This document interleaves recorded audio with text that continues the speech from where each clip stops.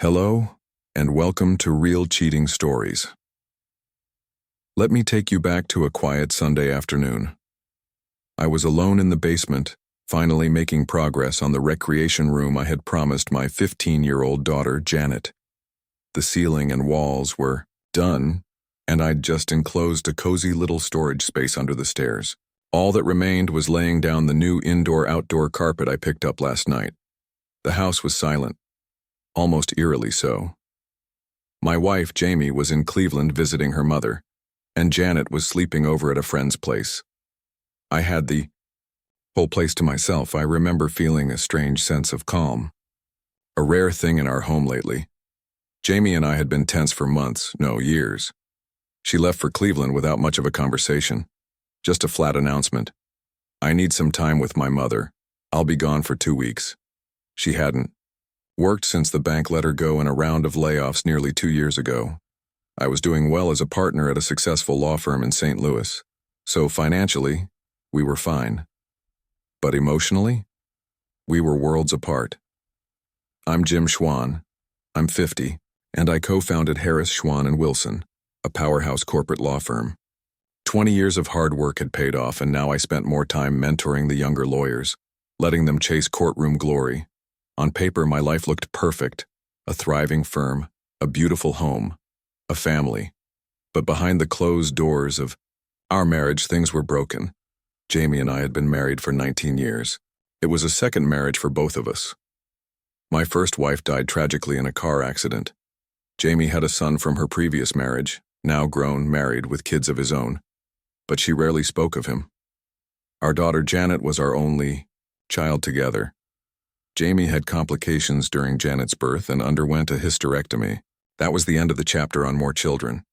We both agreed that Janet was enough, or at least, we said we did. Over the years, Jamie became more distant. Our relationship cooled, the intimacy vanished, and so did the kindness. The last year had been the worst. Since her last trip to Cleveland, things spiraled further. She was critical, cold, sometimes cruel, and never in front of Janet. It was like living with a stranger who once loved me and now barely tolerated me. Still, I stayed quiet. I endured her mood swings. I didn't fight back. For Janet's sake. Maybe for my own sense of hope. Or maybe because I was afraid of what I might discover if I pushed too hard. But that afternoon in the basement, everything changed. I was carrying boxes downstairs to store under the stairs. Jamie had told me to clear out the closet. On my third trip, I slipped. 2 boxes tumbled, bursting open across the new carpet. Among the scattered contents, something caught my eye. A small packet, tied with a delicate blue ribbon. Curious, I picked it up. They were letters, old, well-worn, read dozens of times. The first one was addressed to my darling Jamie. It wasn't from me. I opened it. I can't stop thinking about the last night we shared. You drove me wild, Jamie. When you left, it nearly broke me. I'm begging you. Leave him, be with me. I'd leave my wife in a heartbeat if you said yes. Signed, Walter. My heart dropped. My breathing grew shallow. My hands trembled. Walter Matthews. I checked the date. The letter was written just days after Jamie returned from her last trip to Cleveland, a year ago. One by one, I read through the letters. They described moments of raw passion, encounters in a car, hotel rooms, places I thought were family visits, things she'd never shared with me, emotionally or physically. The same woman who recoiled from my touch had been giving herself fully to someone else, and she kept these letters. She cherished them. It was no fling. It was betrayal, wrapped in sentiment. As I read on, a sick realization grew. Her mother knew. One envelope bore her mother's return address. Jamie hadn't just hidden the affair, she had a co-conspirator, her own mother. I sat there, stunned, as the weight of the truth settled on me. Our marriage wasn't dying, it was already dead. Placed the letters on the dining table and stared at them, wondering how to move forward. I still loved Jamie. That was the cruelest part. even after everything. But love isn't enough when respect and trust have been shattered. I made a decision that day. I would not confront her. Not yet. As a lawyer, I understood the value of evidence. These letters, her lover's own words, would be crucial. I secured them in my office out of sight. I couldn't risk Janet finding them. I wouldn't let her learn about love through betrayal. 3 days passed. Then my phone rang. It was Jamie. She didn't call to check in. She didn't ask how I was doing. All she wanted was for me to send her something she forgot at home. Typical. But that would be the last time I answered her call with patience, because the next call would be to a private investigator. This story was just beginning. When I found the letters, my world collapsed. Jamie, my wife, was having an affair. I hired a private investigator right away. While I waited for the truth, I stayed quiet. But inside, I was boiling. Jamie called once during that week, cold, emotionless. She asked about our daughter Janet, not me, not I miss you, nothing. That was her way. By Friday, the investigator was in my office. He had the full report. The man's name was Walter Matthews, 45, married with 5 kids, the oldest in grad school. A successful car dealership owner with a picture-perfect family. He and Jamie had spent an entire weekend together at a cheap motel. And that wasn't all. They met up again Wednesday night, laughing, touching, acting like soulmates. I thanked the investigator and took the file. As a father, the thought of this man being around my daughter made my blood boil. As a husband, I was done. That evening, Jamie called again, her tone demanding, dismissive. I realized something. This woman never really respected me. I didn't hang up. I slammed the phone down. When she called again, screaming, I hung up again. That felt good. Later that night, she called once more. This time soft, like the old Jamie, trying to lure me into guilt. I stayed calm, told her the truth. Life was better without her. No yelling, no stress. Janet was happy. I was at peace. And no, I didn't miss her.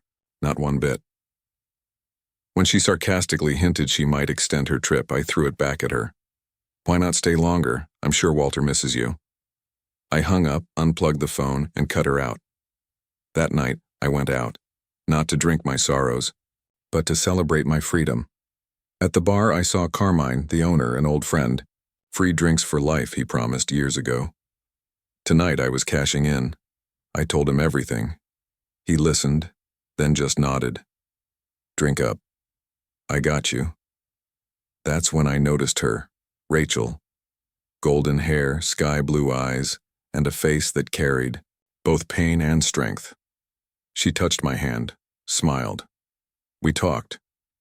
She wasn't just beautiful, she was real. Her story? Tragic.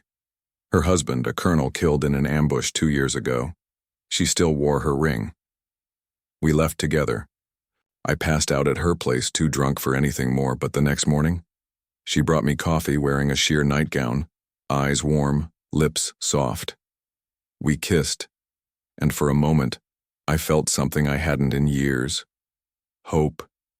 She looked at me and said, well, wasn't that something special? It was. Maybe this wasn't the end of my story. Maybe it was the beginning of a new one. I came home, but there was no sign of her. She had said she'd be back sometime in the afternoon. Suddenly, hunger hit me. I made myself a sandwich and cracked open a cold beer, partly to fill my stomach, partly to ease the hangover. I ate slowly, my mind drifting back to the morning with Rachel. Just thinking about it lifted my mood. After I finished eating, I took the phone into the family room and dialed Paul. Hi, Paul. It's Jim. Returning. Your call. Jim, I'm glad you called. I know what's been going on, and that's why I reached out. I sent Jamie and her mother to the cabin to get them away from here. I'm furious with both of them, and I think you already know why. All I know is Jamie's been having an affair. with some guy named Walter Matthews. I think it started the last time she was there, maybe even earlier. And I believe Ruth knew all about it. She's the one who sent Jamie his love letters here. That's all I know, Paul. Well, that's most of it, he said. I overheard her talking to her mother about spending a weekend with him. That's why she told you she'd be staying an extra couple of days. I was furious, Jim. I confronted her, and all she did was cry. She's been a wreck ever since your call last night. Her mother's been no help, telling her she doesn't deserve you, that she was smart for finding someone else. I lost it. I slapped her. First time in our marriage, it made me sick, but honestly, Jim, she deserved it. I could hear the pain in Paul's voice. And though part of me sympathized, I couldn't stop the anger I felt toward Ruth. She played a part in wrecking my marriage, and she'd never see that as wrong. Too bad I didn't see this coming. Too bad Jamie was so easily led into betrayal. Too damn easy. Paul told me he was heading up there that night. He offered to let me talk to Jamie. I told him no. I had nothing to say to her. Not now. Maybe not ever. I needed time to think. He understood, and we hung up. Jan showed up about an hour later. I didn't want to waste her time, or mine. So, I told her the truth about her mother. Not out of cruelty, out of respect. Jan was growing up fast. She'd seen what was going on. She was caught in the middle, and she deserved to know the reality. She had decisions to make. And I needed to help her prepare. If the marriage ended, she was old enough to decide where she wanted to live. We laid out the pros and cons together. It wasn't an emotional choice. It was practical. She had a future to think about, and I respected how she handled it. In the end, we agreed it was best for her to stay at the house with her mother. She had school, meetings, things I couldn't be there for. But I promised I'd always ensure she was taken care of, that her education wouldn't suffer. Around 5, the phone rang. Jan answered. Mom, how could you? I heard her say. I let her speak with her mother first, stepping outside to the porch. I hated that she had to deal with this, but she was part of it now. What happened between Jamie and me would shape her life too. I was still thinking through what I wanted to do when Jan brought the phone to me. Here, Dad. It's her. I don't want to talk to her again. Tears welled in her eyes. I wanted to comfort her, but she walked away before I could, just like I had. I watched her go. No hurry in her step. Hello, Jamie, I said flatly. That's all. I had no energy. Left, it had been just over 24 hours, but it felt like weeks of emotional wreckage. Why did you have to tell Jan? She said. Why would you be so cruel? Just to hurt me. Back to her old self. Playing the victim, never owning her guilt. I was done. Go to hell, Jamie. When you can talk to me like a human being, maybe I'll listen. Until then, don't. Call, don't come back. I hung up. The phone rang again. I let it. I didn't want to speak to her. Eventually, I answered. Jim, she said softly. I'm sorry. I was just shaken. I don't know why you had to tell Jan. Is it because you hate me now? Jamie, not everything revolves around you. I told her because she has a right to know. She deserves more respect than you ever gave me. I wanted her to have time to deal with it. That's why. As for your apology, keep it. Silence. Then a hesitant voice. Do you hate me, Jim? No. I don't hate you, but I feel nothing. The past 2 years drained everything from me. Love, hope. All of it. I guess I still feel anger when I think of you and him. But that'll pass. You did a good job, Jamie. Erasing every last piece of us inside me. Would you believe I'm sorry? She whispered. That I wish it had never happened? That you didn't deserve it? Well, you're right about that. I didn't, but you still did it. You asked me the other night if I missed you. More and more, the answer's becoming no. You shouldn't have let it happen, Jamie. That's what vows are for, remember? Forsaking all others. She was quiet. Then came a pleading voice. Please tell me you don't mean that. Please don't. Give up on us. Let me come home. We can work through this. I know I've made mistakes, but I'll make it right. Please just give me the chance. I don't want to try anymore. I'd rather you stayed away. Things have been peaceful lately. Janet and I have decisions to make, and she'll make them on her own. She'll probably stay with you. She's only got a year left. You're talking like it's over. It is over, Jamie, and your love means nothing to me now. I don't want it. I don't need it. I hung up before I could hear more. The tears came hard. Not for her, but for what I'd lost. The echo of a love that once meant everything. The phone rang again. I saw her name on the caller ID. I didn't answer. I was finished. That truth was starting to settle deep inside me. As I pulled into the driveway, it struck me. When love turns into hate, there's no ceiling to the kind of devastation it can cause. I stepped inside the house and saw Jamie sitting on the couch in the family room with Janet beside her. Janet's eyes were red and Jamie looked equally worn out. They both turned toward me. Janet immediately stood up, walked over, and hugged me tightly. She whispered, "Good luck, Dad. No matter what, I love you." I watched her walk away, her posture proud despite the pain I knew she carried. She was resilient, nothing like her mother. That thought gave me comfort. I took a deep breath and walked into the room, sitting in one of the matching chairs Jamie once insisted we buy when she was still invested in us. I hated that furniture. "Well, Jamie, I'm here. You wanted to talk. Tell me. Why did you shatter our lives? Why did you betray both Janet and me?" "I don't know," she said. "I know that's not an answer, but it's the truth. I went home just to clear my head. I didn't plan on anything happening." She seemed oddly composed, and I wondered what justification she thought would make any of this okay. But curiosity made me stay. She explained that her mother introduced her to a man, a so-called friend from church who was in a troubled marriage. They went to dinner the night before Jamie's return flight. According to her, he was charming, attentive, flirtatious. She said she hadn't felt that desired in years. He touched her hand, tucked a lock of hair behind her ear, and she was swept away. That night, I wanted him, she admitted. I hadn't felt like that in a long time, not even with you. That confession hit me like a hammer. My rage simmered beneath the surface, nearly boiling over. But I stayed still, silent, because I refused to give her the satisfaction of seeing me crumble. She continued, "We spent that night at a motel. I called you the next day and lied, said I was staying a few extra days. I stayed with him. But after that, I cut him off. I didn't call him, didn't see him again. I tried to bury it.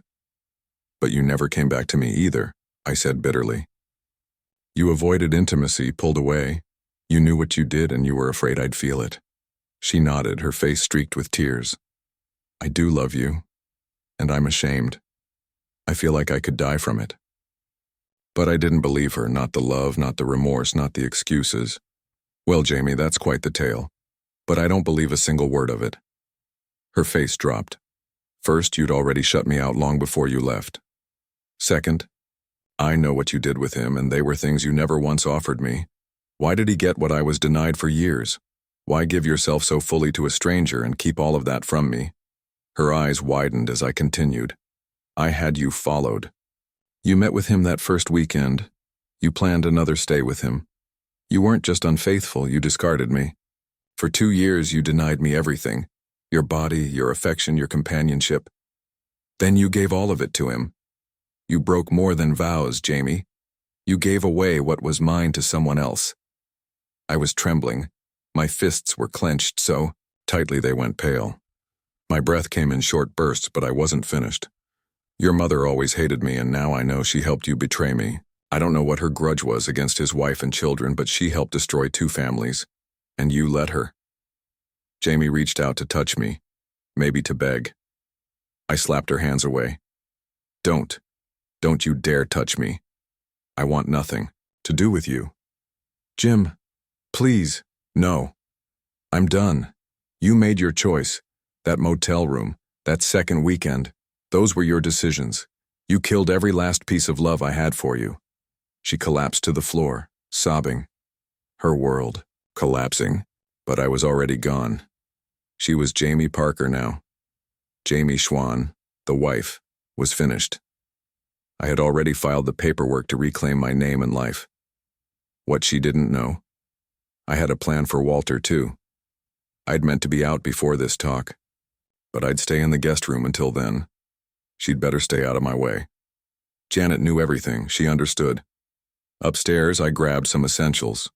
In the bathroom, I saw the ring, still hanging where I'd left it. I glanced at it, then walked away. A few days later, I was handling paperwork in the den when the phone rang. Not knowing if Jamie was home, I picked it up and heard her voice simultaneously saying hello. It was Walter Matthews.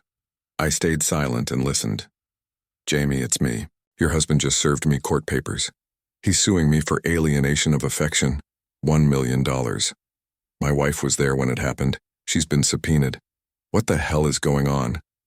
Jamie gasped. Oh my God. I didn't know he'd go that far. She paused, then laughed bitterly. Guess you'll have to tell your wife now, won't you? Everything you lied about. Your marriage, your divorce, your wife you claimed to hate. Well, now it's real. You deserve this. She slammed the phone down. I quietly hung up on my end. Walter had lied to her, spun her a story, and she fell for it. Because she wanted to. Because it was easy. Too easy. Moments later, Jamie walked in, her face pale. You had this all planned, she said, almost in awe. You waited until you had every piece in place. 20 years married, and I forgot your rule. If you have to strike back, make it last and make it hurt. You're giving Walter everything he deserves. What about me? I stared at her, empty inside. Nothing, Jamie.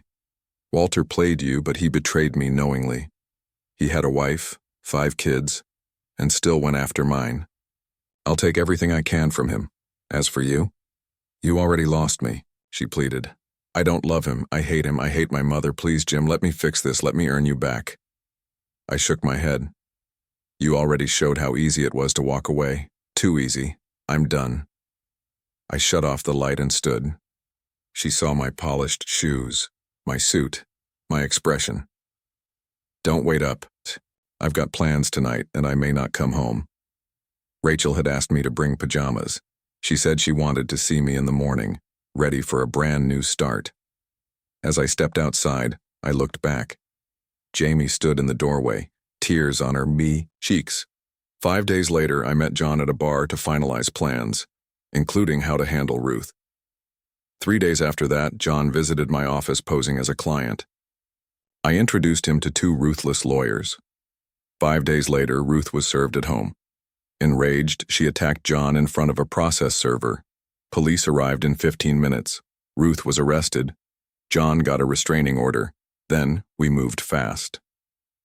All of John's assets, his house, finances, were moved into a trust for my daughter Janet. Ruth was left with little. John flew to Thailand. His divorce finalized quickly, thanks to a judge friend. Ruth walked away with $10,000. She now lives in a retirement home, bitter and alone. My divorce took longer. They tried to push counseling, but my counselor friend handled that. A year later, it was over. I kept the house. Janet chose to live with me. Jamie had visitation rights, but Janet never warmed to her again. Jamie aged fast. Illness followed. Meanwhile, I'm preparing to marry Rachel. She and Janet are planning the wedding together. John's thriving in Thailand.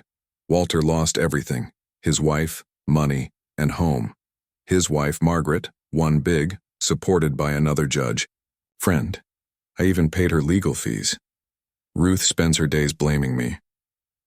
Funny how karma moves, isn't it?